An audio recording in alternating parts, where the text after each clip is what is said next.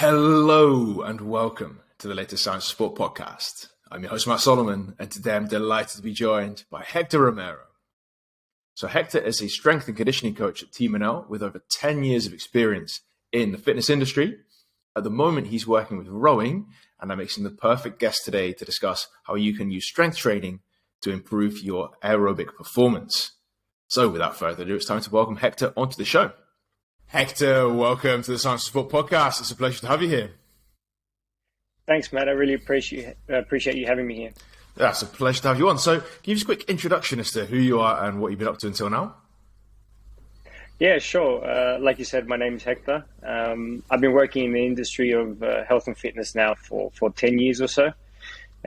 Started way back when I was doing my exercise physiology bachelor's in Australia. Started doing personal training there. Went on to do my master's in exercise science and found my passion for helping people improve their performance. Later on down the track, long story short, I moved over to the Netherlands and I found a job with a professional basketball team here, and was working also with some individual clients in a place called Physiolab, where we worked with football, basketball, tennis and hockey players. So a nice combination there. And most recently, I started working with TeamNL, working with the national rowing team here, trying to help them with their physical preparation towards the Olympics next year. Awesome, mate. And we're going to discuss that a little bit because obviously that's a really difficult sport to program both strength and endurance for. Both are really important. So that's what I wanted to touch on today. Like, how do you make sure that athletes who need that endurance base can still improve their strength to enhance that performance? So before we get into like the meat and gravy of it, what do we mean by strength training and why is that important for endurance athletes? Yeah, so essentially with strength training, what we're really talking about is the use of any resistance training exercises to try to challenge and progressively overload the body to be able to handle higher levels of load and produce higher levels of force. This is really important for endurance sports, particularly because they're highly repetitive by nature and the muscle contractions are submaximal. So if you're only performing the sport, you're going to be missing a lot of physical qualities that aren't going to be developed, particularly in strength and power. So a well-designed strength program is going to help fill those gaps. And essentially, we want to use these kind of programs to improve performance and reduce the chance of overuse injuries. Absolutely excellent. And obviously, we're going to get into the specifics of how you do that towards the end. But when we're looking at those adaptations, like, can you go into some specifics as to what kind of adaptations that you're looking for when you're working with those endurance athletes? Because obviously, it's not the same as bodybuilding where they just want massive muscles, right? Because there's going to be a hindrance. So what are you looking for specifically which helps those endurance athletes to improve their performance? Yeah, exactly. With, people thinking towards strength training, they're usually thinking about bodybuilding style workouts, high volume, lots of fatigue, and we're looking to build muscle. And that's not an ideal situation that you want to be in when you're trying to do an endurance event. You want to stay light to perform well. So what we're looking to try to do is really raise the capacity of the muscular system to be able to produce higher levels of force while still keeping us relatively light. This is going to increase the chances of performance, decrease the chances of injury. So if we can improve our max strength levels, we're going to be helping the body to recruit more muscle fibers and raise the ceiling on how much force we're able to produce. And if we can do that, that's going to improve our economy of movement. There's been a lot of studies out there that have shown that 4 to 6 weeks of strength training can really improve running economy and even rowing economy without any changes in VO2 max, which is a marker of that aerobic performance. So if I can give a rowing example specifically, if I'm producing 700 newtons of force, which is a measurement of force on average per stroke, and my max is 800, then you can see that I'm working at about 85% of my max. And that's really going to make it tough if you're trying to do that over 2 kilometer distance. So if we're to use a good strength training program to try to increase my max, then we can go from 800 up to 1000 max effort I'll only be working at 70% of my max. And you can see how that's going to help my economy of movement. And the same principle applies for other endurance sports like running. The higher our capacity, the less effort each step or stroke is going to take. And what about stuff like, things like tendon stiffness and plyometrics? Obviously in rowing, I can imagine that's a bit less, isn't it?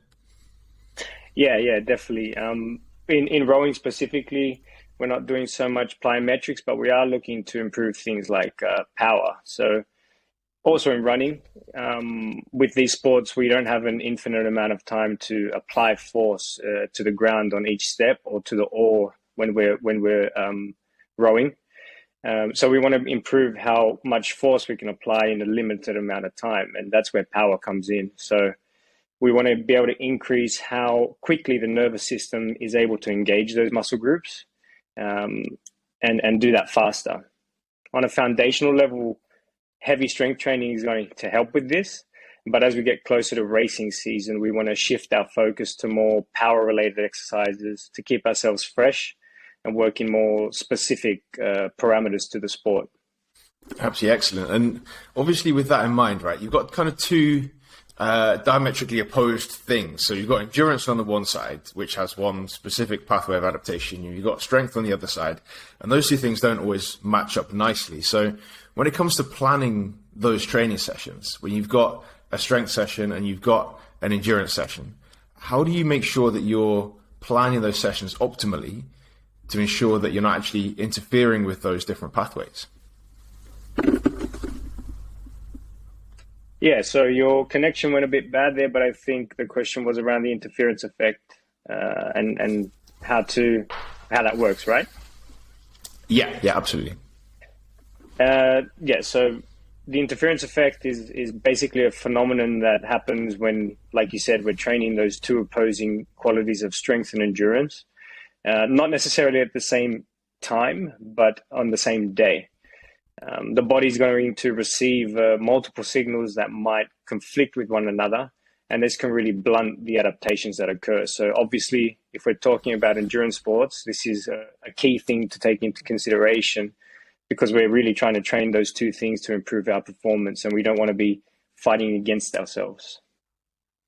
And how do you then plan things to make sure that they're not interfering?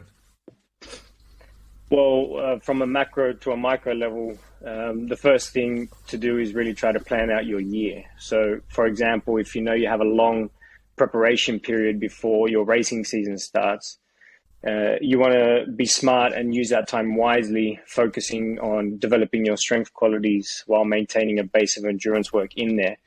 And vice versa, as you get closer towards the racing season, you're going to place more of an emphasis on the endurance work and pull back on the strength work, and just look to maintain that. And when it comes to maintenance, I think it's an important point to mention that maintenance doesn't mean completely pulling back. You still want to have a certain level of intensity in there to make sure that you're actually pushing the body to adapt and overload, rather than doing some sub-maximal work and undertraining yourself, leading you to be undertrained throughout the season. And what does that maintenance look like then, in terms of, if we're just talking sets and reps, and obviously we're going to get onto like how specifically to do all that later, but just in terms of maintenance, what does a maintenance block look like for you? Are you talking about really high intensities, really low volume? Are you talking about medium intensities, medium volume? What does that look like? Yeah, so for a period like that, you're probably looking to do maybe two 30 to 45 minute sessions a week while ramping up that endurance sessions, like I mentioned before.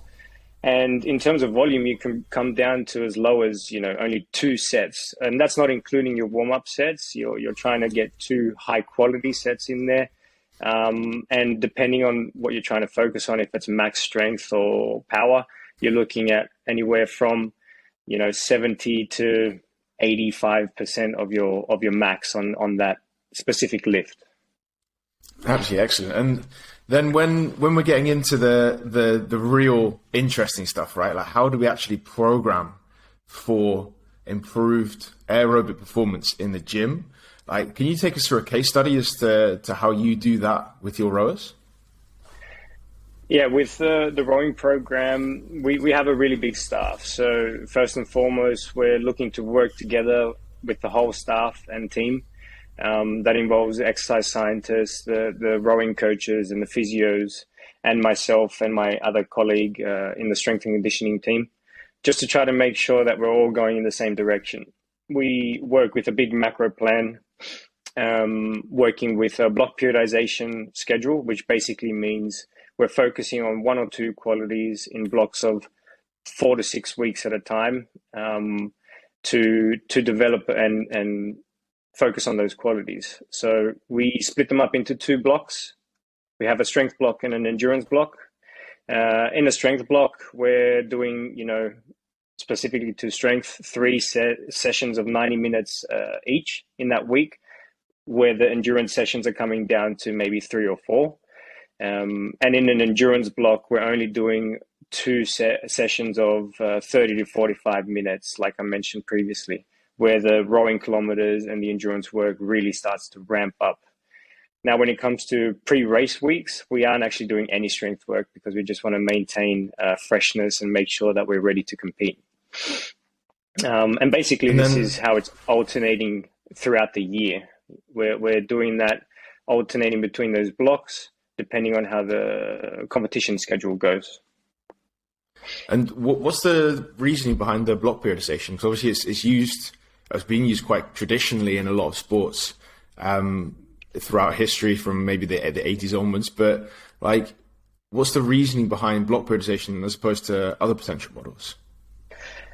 Yeah, well, with other potential models, we can run into that interference effect issue. So with a concurrent model, if we're trying to improve everything all at once, that interference effect can really come into play. So with block periodization, we're trying to minimize that effect, but also it allows us to really place a big focus on specific qualities that we want to develop. So in an endurance block, we're really ramping up those rowing kilometers, improving that aerobic endurance, working on rowing technique, making sure that that is the primary focus, and we take a backseat on the strength side of things, and vice versa when we go towards a strength block.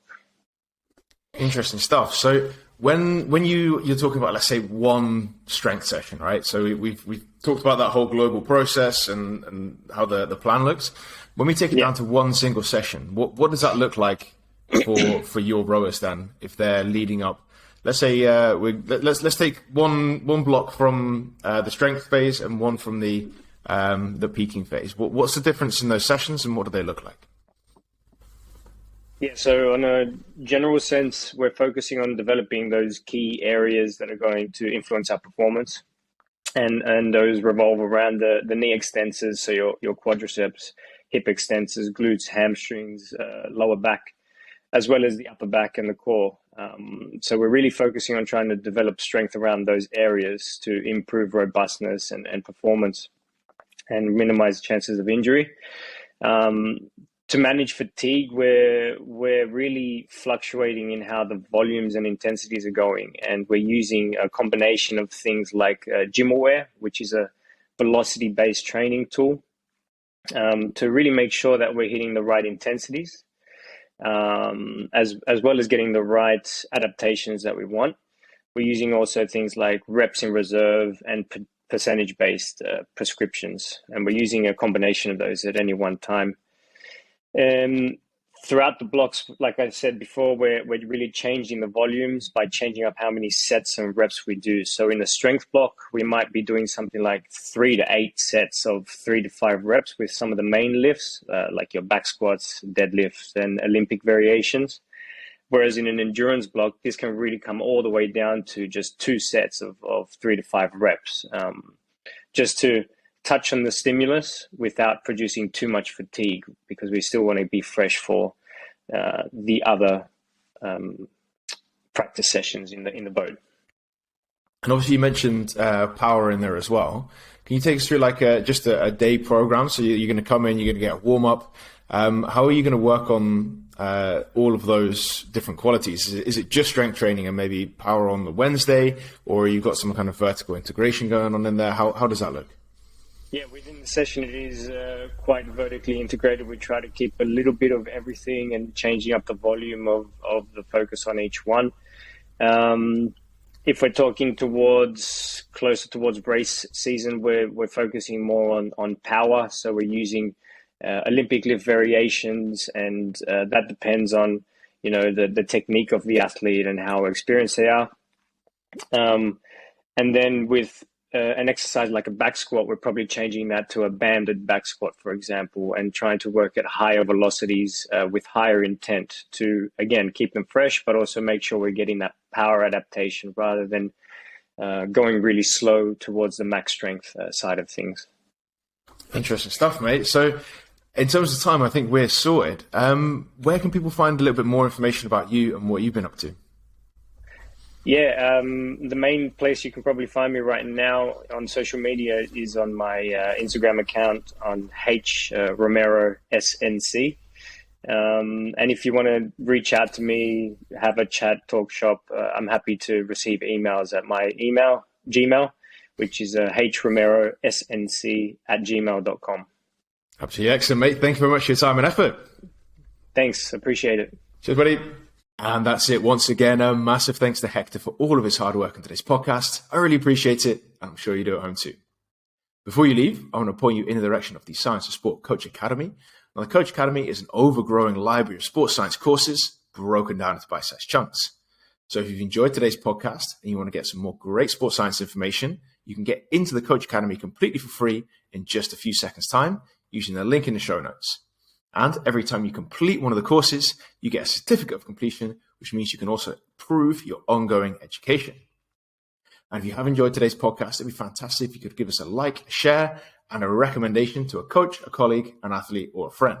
That means that we can keep bringing you the best possible guests and the best possible content. And that's it. Once again, a massive thanks from me. I'm Matt Solomon for Science of Sport, and I'll speak to you next week.